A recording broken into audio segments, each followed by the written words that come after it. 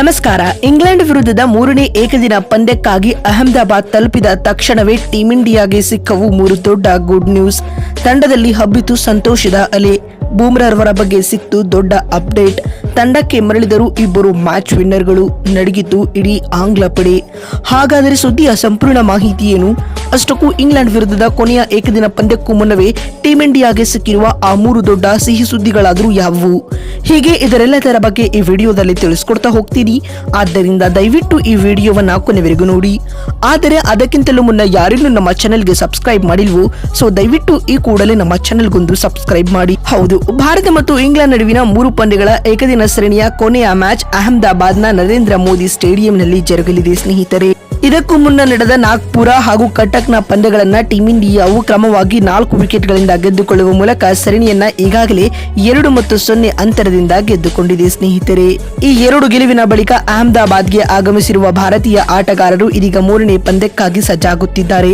February 12ರಂದು ನಡೆಯಲಿರುವ ಈ ಪಂದ್ಯದಲ್ಲಿ ಟೀಂ ಇಂಡಿಯಾ ಗೆಲುವು ದಾಖಲಿಸಿದರೆ ಸರಣಿಯನ್ನ ಕ್ಲೀನ್ ಸ್ವೀಪ್ ಮಾಡಿಕೊಳ್ಳಲಿದೆ ಸ್ನೇಹಿತರೆ. ಏಕೆಂದರೆ ಈಗಾಗಲೇ ಮೊದಲ 2 ಪಂದ್ಯಗಳನ್ನ ಟೀಂ ಇಂಡಿಯಾ ಗೆದ್ದುಕೊಂಡಿತ್ತು. ಇದೀಗ ಇದೇ ಆತ್ಮವಿಶ್ವಾಸದೊಂದಿಗೆ ಕಣಕ್ಕಿಳಿಯುತ್ತಿರುವ ಟೀಂ ಇಂಡಿಯಾ ಮೂರನೇ ಏಕದಿನ ಪಂದ್ಯದಲ್ಲಿಯೂ ಇಂಗ್ಲೆಂಡ್ ತಂಡವನ್ನ ಬಗ್ಗು ಬಡಿಯುವ ಇರಾದೆಯಲ್ಲಿದೆ ಸ್ನೇಹಿತರೆ. ಇದಲ್ಲದೆ ಮುಂಬರುವ ಚಾಂಪಿಯನ್ಸ್ ಟ್ರೋಫಿಗೂ ಮುನ್ನ ಟೀಂ ಇಂಡಿಯಾ ಆಡುತ್ತಿರುವ ಕೊನೆಯ ಪಂದ್ಯ ಇದಾಗಿರಲಿದೆ ಬಂಧುಗಳೇ. ಚಾಂಪಿಯನ್ಸ್ ಟ್ರೋಫಿ ಫೆಬ್ರವರಿ 19ರಿಂದ ಆರಂಭಗೊಳ್ಳಲಿದೆ. ಮಹತ್ವದ ಐಸಿಸಿಯ ಇವೆಂಟ್ಗೂ ಮುನ್ನ ಟೀಂ ಇಂಡಿಯಾ ತನ್ನ ಕೊನೆಯ ಪರೀಕ್ಷೆಯನ್ನ ಇಂದು ಎದುರಿಸಲಿದೆ ಸ್ನೇಹಿತರೆ. ಮತ್ತು ಇದೀಗ ಇಂಗ್ಲೆಂಡ್ ವಿರುದ್ಧದ ಮೂರನೇ ಏಕದಿನ ಪಂದ್ಯಕ್ಕಾಗಿ ಅಹಮದಾಬಾದ್ ತಲುಪಿದ ತಕ್ಷಣವೇ ಟೀಂ ಇಂಡಿಯಾಗೆ ಮೂರು ದೊಡ್ಡ ಗುಡ್ ನ್ಯೂಸ್ಗಳು ಸಿಕ್ಕಿವೆ.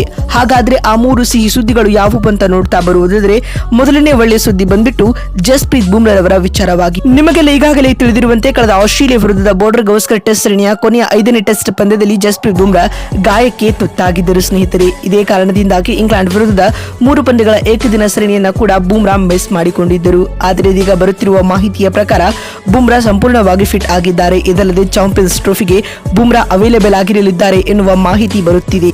ಹೀಗಾಗಿ ಚಾಂಪಿಯನ್ ಬೌಲರ್ ಆಗಿರುವ ಬೂಮ್ರಾರವರ ಕಮ್ ಬ್ಯಾಕ್ ಟೀಂ ಇಂಡಿಯಾದ ಅಭಿಮಾನಿಗಳಿಗೆ ಗುಡ್ ನ್ಯೂಸ್ ಅಂತಾನೆ ಹೇಳಬಹುದು.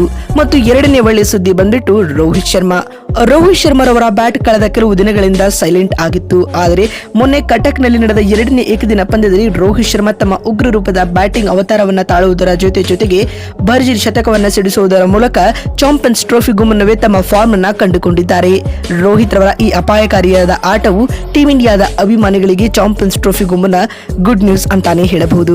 ಇನ್ನು ಅಹಮದಾಬಾದ್ ತಲುಪಿದ ತಕ್ಷಣವೇ ಟೀಂ ಇಂಡಿಯಾಗೆ ಸಿಕ್ಕಿರುವ ಮೂರನೇ ಮತ್ತು ಕೊನೆಯ ಗುಡ್ ನ್ಯೂಸ್ ಬಂದ್ಬಿಟ್ಟು ವಾಷಿಂಗ್ಟನ್ ಸುಂದರ್ ಮತ್ತು ರಿಷಬ್ ಪಂತ್ ರವರ ವಿಚಾರವಾಗಿ. ಹೌದು ಸ್ನೇಹಿತರೆ, ವಾಷಿಂಗ್ಟನ್ ಸುಂದರ್ ಮತ್ತು ರಿಷಬ್ ಪಂತ್ ಅವರು ಇಂಗ್ಲೆಂಡ್ ವಿರುದ್ಧದ ಮೂರನೇ ಏಕದಿನ ಪಂದ್ಯದ ಕಣಕ್ಕಿಳಿಯಲಿದ್ದಾರೆ ಸ್ನೇಹಿತರೆ. ಕಳೆದ 2 ಪಂದ್ಯಗಳಲ್ಲಿ ಇವರಿಗೆ ರೆಸ್ಟ್ ನೀಡಲಾಗಿತ್ತು. ಆದರೆ ಚಾಂಪಿಯನ್ಸ್ ಟ್ರೋಫಿಗೂ ಮುನ್ನ ಟೀಂ ಇಂಡಿಯಾದಲ್ಲಿ ಇವರಿಗೆ ಮತ್ತೊಂದು ಅವಕಾಶ ನೀಡಲು ಬಿಸಿಸಿಐ ಯೋಚಿಸುತ್ತಿದೆ. ಇದರೊಂದಿಗೆ ಈ ಇಬ್ಬರ ಆಟಗಾರರ ಎಂಟ್ರಿಯು ಟೀಂ ಇಂಡಿಯಾಗೆ ಗುಡ್ ನ್ಯೂಸ್ ಅಂತಾನೆ ಹೇಳಬಹುದು.